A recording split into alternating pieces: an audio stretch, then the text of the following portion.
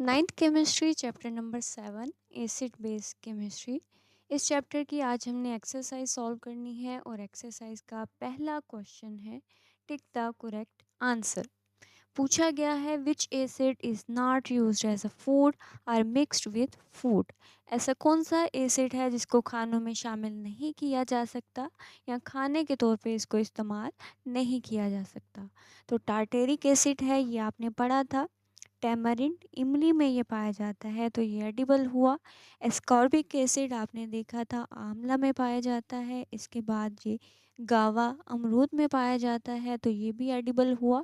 Then citric acid citrus fruits में पाया जाता है तो ये भी एडिबल हुआ। And the last one is formic acid, ये आपने कहा था आंट स्टिंग में पाया जाता है, चूंटी के डंग में पाया जाता है। इसके साथ साथ ये क्रोसिव इन नेचर होता है तो इसको खानों में शामिल नहीं किया जा सकता। नेक्स्ट क्वेश्चन है while baking which gas is responsible for raising the bread and making it soft. कि जब आप लोग ब्रेड्स को बेक करते हैं, केक्स बेक करते हैं, तो आप लोग क्या करते हैं, आप लोग देखते हैं कि ब्रेड में उसकी डो में एक राइज आता है और उसके साथ साथ वो सॉफ्ट और फ्लफ़ी हो जाती है। उसकी क्या वजह है?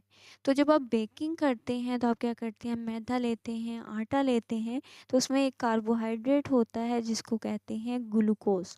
और बेकिंग के दौरान आप लोग यीस्ट यूज़ करते हैं तो यीस्ट क्या करता है, उस ग्लूकोज की फर्मेंटेशन कर देता है और उसको दो तरह के सब्सटेंस में कन्वर्ट करता है। एक हमारे पास एथेनॉल बनाता है जो कि एक अल्कोहल है, प्लस यहाँ पे CO2 गैस को रिलीज़ करता है। तो ब्रेड में जो राइज आता है और सॉफ्टनेस और फ्लफीनेस आती है वो किस वजह से आती है, वो कार्बन डाइऑक्साइड गैस की वजह से आती है।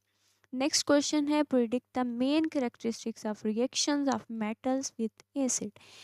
कि जब मेटल्स का रिएक्शन एसिड के साथ करवाया जाता है तो आपने प्रिडिक्ट करना है, पेशगोई करनी है कि उस रिएक्शन की क्या क्या प्रॉपर्टीज़ होंगी। तो जब आप मेटल्स का रिएक्शन किसी एसिड के साथ करवाते हैं, जैसे फॉर एग्जांपल हम लोग मैग्नीशियम का रिएक्शन हाइड्रोक्लोरिक एसिड के साथ करवाते थे तो MgCl2 बनता था, सॉल्ट बनता था, प्लस यहाँ पे हाइड्रोजन गैस रिलीज़ होती थी।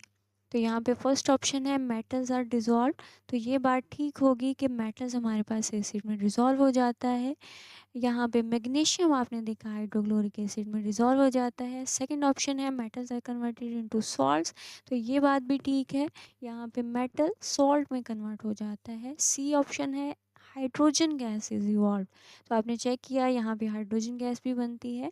तो हमारे पास डी ऑप्शन यहाँ पे ठीक होगा कि all the above mentioned characteristics are true. Next question है how many hydroxide ions calcium hydroxide will release in water.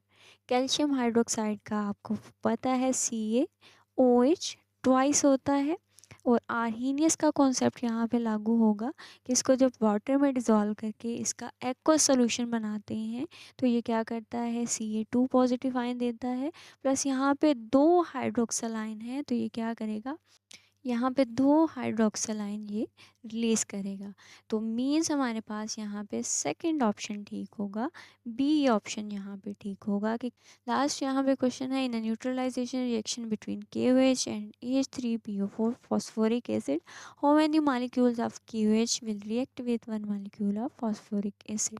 Means जब पोटाशियम हाइड्रोक्साइड का रिएक्शन H3PO4 फॉस्फोरिक एसिड के साथ करवाया जाए और हमारे पास फॉस्फोरिक एसिड का एक मॉलिक्यूल लिया जाए तो पोटाशियम हाइड्रोक्साइड के कितने मॉलिक्यूल चाहिए होंगे। तो ये आप लोग कहाँ से पता कर सकते हैं, आप इनके ऊपर कैटाइन एनाइन आइडेंटिफाई करके आप लोग चेक कर सकते हैं। इनकी ऑक्सीडेशन स्टेट लगा लेते हैं कि +1 होता है, OH-1 H+1 PO4 3 नेगेटिव होता है। तो इस साइड वाला एनायन इस साइड के कैटाइन से मिलेगा और इस साइड वाला एनायन इस साइड के कैटाइन से मिलेगा। तो यहाँ पे चेक करें PO4 3 नेगेटिव है, मीन्स इसके पास 3 इलेक्ट्रॉन देने की कैपेसिटी है। इस साइड पे पोटाशियम +1 है, मीन्स 1 इलेक्ट्रॉन लेने की ये कैपेसिटी रखता है। तो आप क्या कर सकते हैं, यहाँ पे 3 KOH लगा देंगे ताकि 3 पोटाशियम आयन आ जाएं और फॉस्फेट आयन के तीनों इलेक्ट्रॉन लेके K3PO4 पोटाशियम फॉस्फेट सॉल्ट बना दे। प्लस यहाँ पे आप चेक करें 3 हाइड्रोजन आयन है और इस साइड पे 3 हाइड्रोक्सिल आयन हो जाएंगे।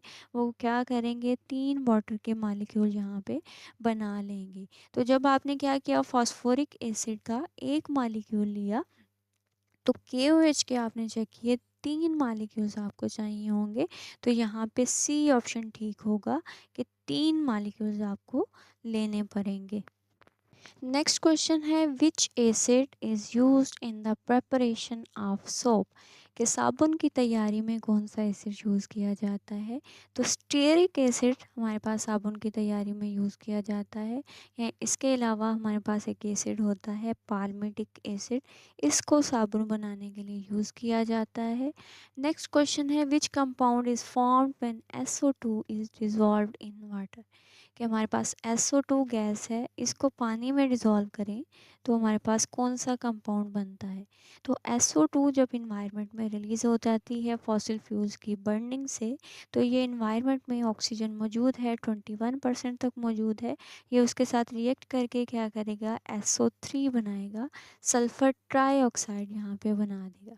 देन ये सल्फ़र ट्राईऑक्साइड क्या करेगा, ये वाटर के साथ रेन वाटर के साथ मिलके एक एसिड बनाता होता है sulphuric acid, king of chemicals, जिसकी वजह से एसिड रेन भी आती है। तो यहाँ पे हमारे पास सी ऑप्शन ठीक होगा, सल्फ्यूरिक एसिड। नेक्स्ट क्वेश्चन है which of the following contain oxalic acid, तो ये हम देख चुके हैं कि ऑक्सालिक एसिड टोमेटो में होता है, टमाटर में होता है। नेक्स्ट क्वेश्चन है which compound in the following reaction is behaving as conjugate base, तो यहाँ पे ब्रोंस्टेड लोरी का कॉन्सेप्ट लागू होगा।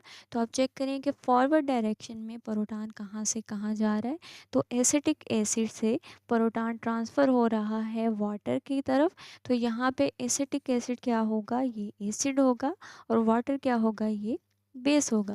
देन आप लोग रिवर्स डायरेक्शन में चेक करें, हाइड्रोनियम आयन से प्रोटॉन एसीटेट आयन की तरफ जा रहा है। तो यहाँ पे प्रोटॉन डोनर हुआ हाइड्रोनियम आयन, और ये क्या कहलाएगा, ये हमारे पास एसिड कहलाएगा, और एसीटेट आयन बेस कहलाएगा। फिर आप कहते थे कि रिवर्स डायरेक्शन में जो एसिड बेस बनते हैं उनके साथ आप कॉन्जुगेट का वर्ड लगाते होते हैं। तो यहाँ पे पूछा गया है कि कॉन्जुगेट बेस कौन सी होगी, तो आपने देखा एसीटेट आयन होगा। तो सी ऑप्शन यहाँ पे ठीक होगा। लास्ट यहाँ पे MCQ है, when a chemical reaction is carried out with a substance Z, a gas is produced which turn red litmus blue. What is the reaction? Means हमारे पास एक रिएक्शन है, हम नहीं जानते कौन सा रिएक्शन है, उसमें हमारे पास सब्सटेंसेस रिएक्ट कर रहे हैं और एक गैस बन रही है, और वो गैस क्या कर रही है, रेड से ब्लू में कन्वर्ट कर रही है लिटमस पेपर को। तो ये आपने पढ़ा था कि रेड से ब्लू में बेसिस कन्वर्ट करती होती हैं लिटमस पेपर में। मीन्स उस रिएक्शन के दौरान जो गैस बनेगी उसकी नेचर बेसिक होनी चाहिए। तो यहाँ पे ऑप्शंस हैं, reactions of N acid with metal carbonate, के मीन्स एसिड का रिएक्शन जब मेटल कार्बोनेट मतलब CO3 नेगेटिव जहाँ पे आपको नज़र आ गया इसके साथ करवाया जाए, तो आपने पढ़ा था कि यहाँ पे सॉल्ट बनता है प्लस यहाँ पे वाटर बनता है, और इसके साथ साथ यहाँ पे CO2 गैस बनती है। तो ये गैस तो यहाँ पे एसिडिक होती है, कार्बन डाइऑक्साइड गैस, तो ये ऑप्शन ठीक नहीं होगा। देन बी ऑप्शन है reaction of N acid with metal hydrogen carbonate, के एसिड का रिएक्शन आप लोग metal hydrogen carbonate HCO3 1 negative के साथ करवाएं। तो यहाँ पे सॉल्ट बनता होता है, प्लस यहाँ पे भी वाटर बनेगा, प्लस यहाँ पे भी CO2 गैस बनती है, और ये गैस अगेन एसिडिक है। तो बी ऑप्शन भी यहाँ पे ठीक नहीं होगा। सी ऑप्शन है reaction of an alkali with acid, के अल्कली हमारे पास ऐसी बेस होती है जो पानी में डिज़ोल्व हो जाती है, इसका रिएक्शन अगर एसिड के साथ करवाया जाए तो ये आपने पढ़ा था काफ़ी ज़्यादा इंपॉर्टेंट रिएक्शन है, न्यूट्रलाइजेशन रिएक्शन है, और इसके नतीजे में सॉल्ट बनता है प्लस यहाँ पे वाटर बनता है। तो यहाँ पे तो कोई गैस बन ही नहीं रही, तो हमारे पास सी ऑप्शन भी ठीक नहीं है। डी ऑप्शन है reaction of an alkali with ammonium salt, के अल्कली का रिएक्शन जब आप अमोनियम सॉल्ट के साथ करवाते हैं, जैसे हमने अमोनियम क्लोराइड के साथ करवाया था, तो सॉल्ट बनता है, प्लस यहाँ पे वाटर बनता है और इसके साथ साथ यहाँ पे अमोनिया गैस रिलीज़ होती है। तो अमोनिया गैस आपने कहा था ये बेसिक इन नेचर होती है। ये क्या करती है, ये रेड लिटमस पेपर को ब्लू कर देती है। तो यहाँ पे हमारे पास डी ऑप्शन ठीक होगा कि हमारे पास रिएक्शन ऑफ फिनाइल की विद अमोनियम सॉल्ट।